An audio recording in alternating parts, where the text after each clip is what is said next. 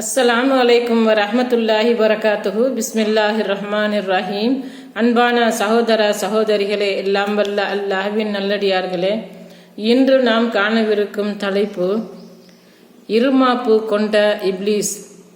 ஆதம் அலைஹிஸ்ஸலாம் அவர்களுக்கு மரியாதை செய்யுமாறு அல்லாஹ் ஆணையிட்ட போது மலக்குமார்கள் இறைவனின் கட்டளைக்கு முழுமையாக கட்டுப்பட்டார்கள்.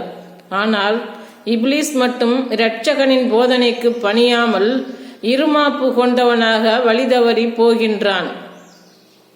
வானவர்களின் அவையிலே அங்கம் வகிக்கின்ற அளவுக்கு அந்தஸ்தை பெற்றிருந்தவன் அல்லாஹ்வால் சபிக்கப்பட்டவனாகவும் எச்சரிக்கப்பட்டவனாகவும் வெளியேற்றப்படுகின்றான்.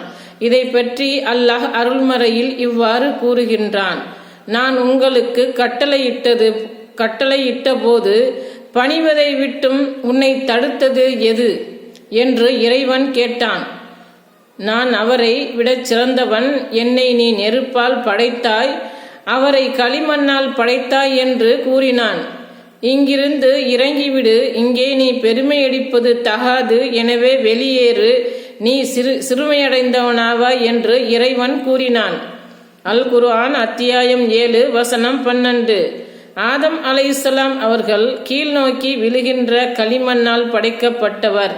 ஆனால் நான் எப்போதும் மேல் நோக்கி எரிகின்ற நெருப்பால் படைக்கப்பட்டவன். ஆதலால் அவரை விட நான் தான் உயர்ந்தவன் என்று இப்லீஸ் பெருமையடித்தான். இவ்வாறு அவன் படைப்பின் விதத்தை கொண்டு பெருமையடித்ததால் வழிகேட்டிலேயே வீழ்ந்து விட்டான். அஸ்ஸலாமு அலைக்கும் வரஹ்மத்துல்லாஹி வரகாத்துஹு.